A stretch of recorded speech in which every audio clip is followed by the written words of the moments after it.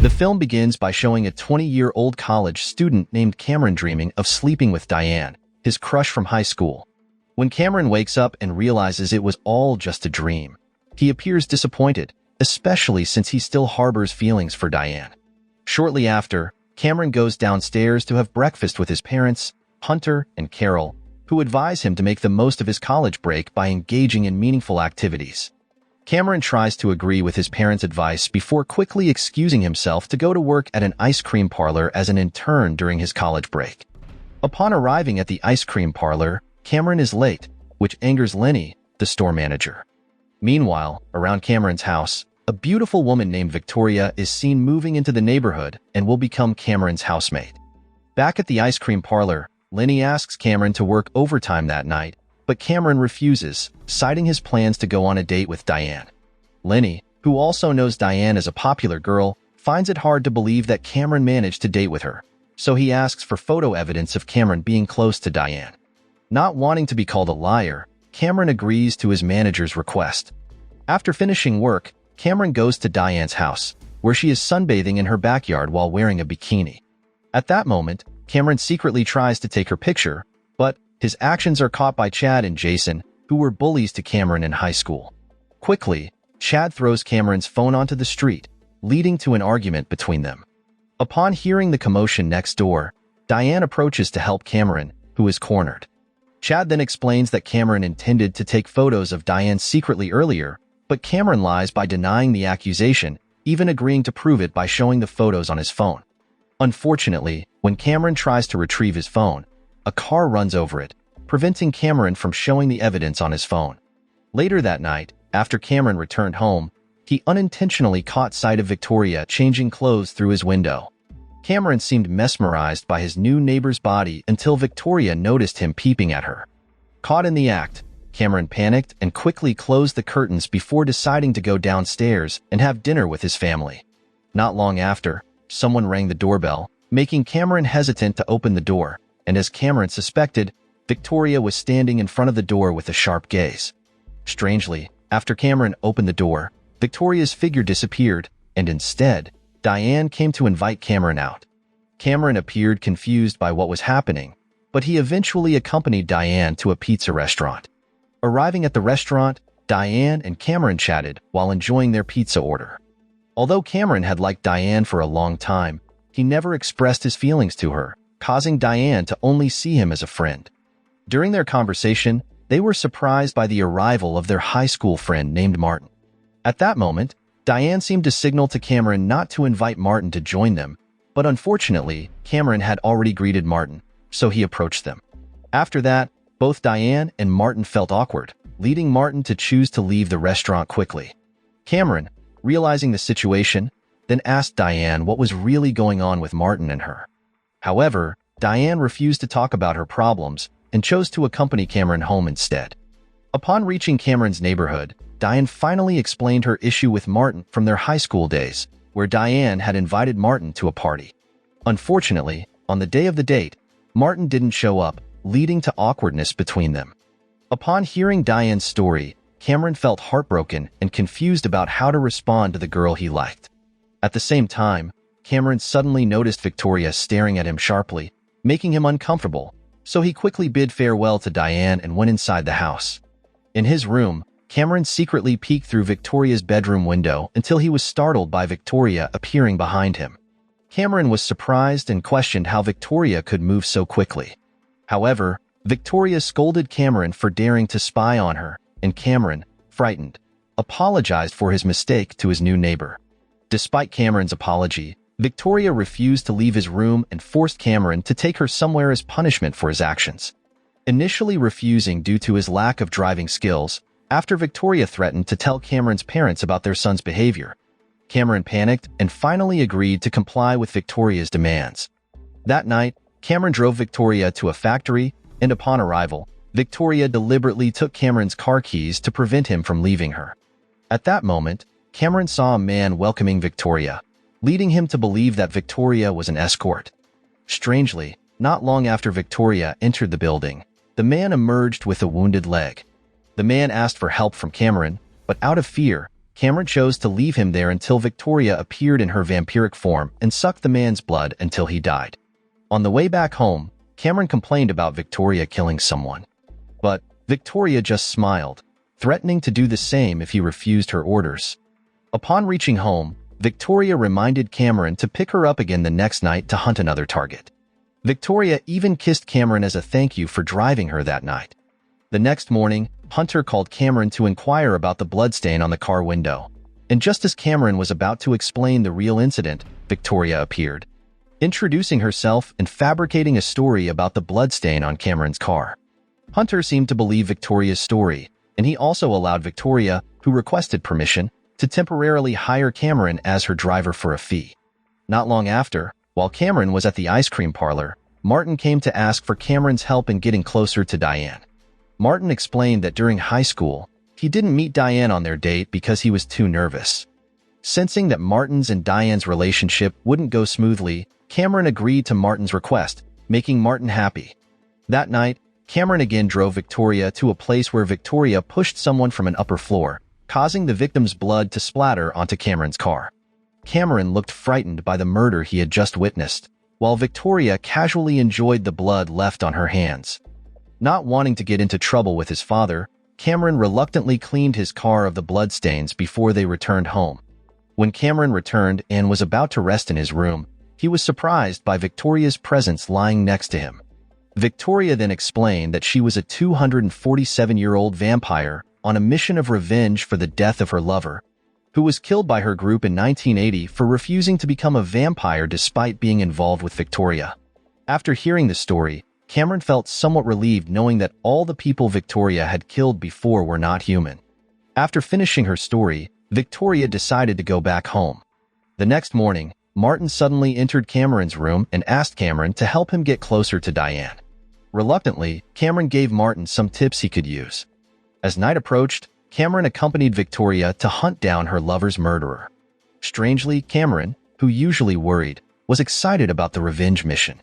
He even eagerly asked how many vampires Victoria would kill. Victoria then replied that she would kill 2 vampires, with the last one being the main perpetrator who had taken her lover's life.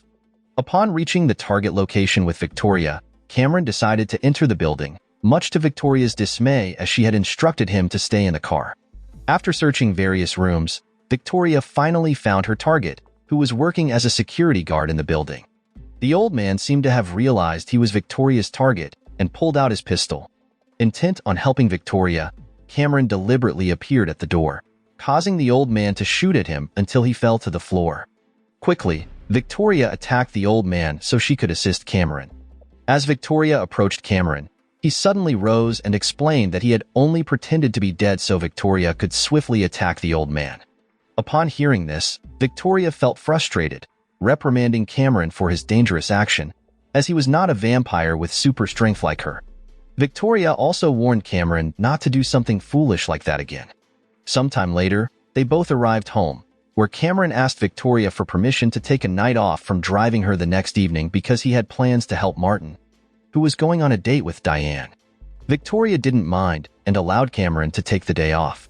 The next day, at the ice cream parlor, Lisa, Cameron's coworker, invited him to a concert, but Cameron unknowingly turned down Lisa's invitation, unbeknownst to him that Lisa secretly liked him. Later in the afternoon, Cameron, after finishing work, went to accompany Martin as a mediator with Diane on their date at a restaurant. When Cameron intended to leave, Martin and Diane asked him to stay because they were worried the atmosphere would become awkward again. Shortly after Diane excused herself to the restroom, Victoria suddenly appeared and helped Cameron find a reason to leave. After successfully leaving Martin and Diane, Victoria asked about Diane, and Cameron explained that Diane had been his crush since high school. Surprised to hear that, Victoria wondered why Cameron was helping Martin to approach Diane, and Cameron said he was confident Diane would reject Martin. A while later, Cameron showed Victoria the ice cream parlor where he worked during his college break. Unexpectedly, Chad and Jason were relaxing in front of the ice cream parlor, which made Cameron feel scared. Knowing that Chad and Jason often bullied Cameron, Victoria pretended to be Cameron's girlfriend to intimidate the 2 boys and stop them from bothering Cameron.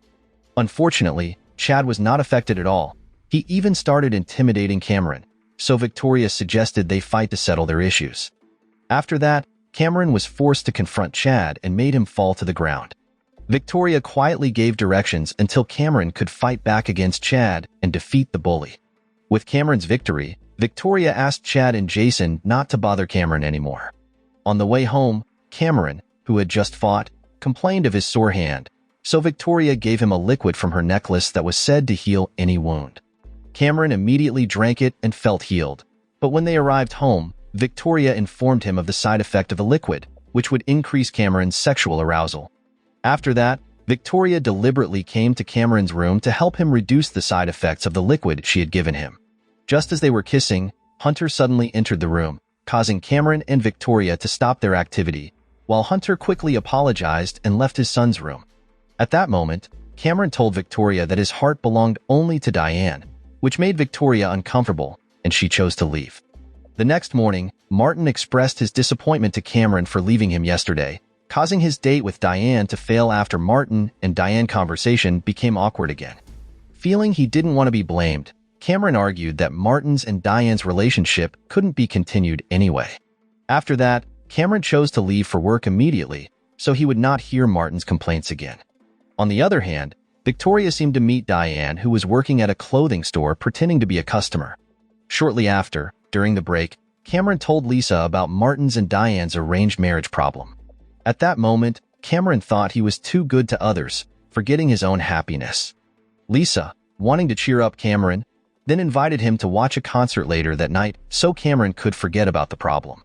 Unexpectedly, Cameron agreed and promised to meet her so they could go to the concert together. In the evening, Cameron, who had prepared to meet Lisa, was surprised to see Diane's car in front of Victoria's house. Curious, Cameron secretly peeked into Victoria's house. At that moment, Cameron saw Victoria and Diane looking quite intimate, even kissing, which surprised Cameron and made him forget his promise to Lisa. At the same time, Lisa was annoyed with Cameron for not showing up and felt like he was playing with her. The next morning, after Diane left, Victoria purposely approached Cameron and taunted him, saying she was glad to have made him jealous. Angry with her actions, Cameron said he wouldn't drive Victoria home, to which he threatened to harm him if he refused. Because of this, Cameron intended to meet Martin, who was meditating in the forest, and planned to set Martin up with Diane, so she wouldn't be involved with Victoria anymore. To execute his plan, Cameron even chose to quit his job, and as he was about to leave, Lisa suddenly hit him, expressing her frustration at being left waiting all night. After Cameron was home, unexpectedly, Carol gave him a new phone to replace his broken one. With his new phone, Cameron could guide Martin through the earpiece so Martin could follow all of Cameron's instructions while he was on a date with Diane. Shortly after, the plan seemed to go smoothly, and Diane was moved by Martin's romantic words.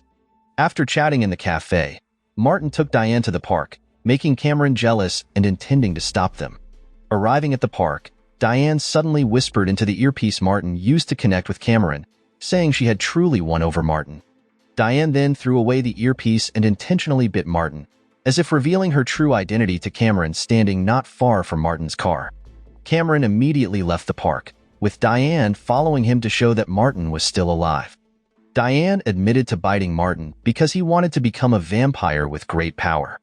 Upon hearing this, Cameron expressed his disappointment to Diane for hiding her identity while being friends with him. Diane explained that she had to do so because she was afraid Cameron would distance himself from her if he knew who she really was. Diane then recounted all her lovers, who were humans and eventually grew old and died. So even though she felt comfortable with Cameron, she didn't want to make him her lover. Quietly, Lenny listened to the conversation and watched Cameron and Diane kissing affectionately. After Cameron arrived home and was about to rest, Victoria appeared, informing him that her last target was Diane, indicating that Diane was the main perpetrator of the murder of Victoria's lover. At that moment, Victoria confessed that she had deliberately approached Cameron to provoke Diane and make it easier to execute her.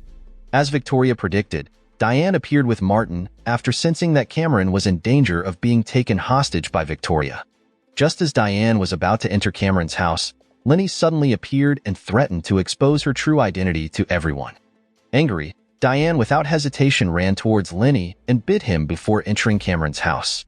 After that, Victoria immediately attacked Diane, who managed to corner her and explain that she was not the killer of Victoria's lover.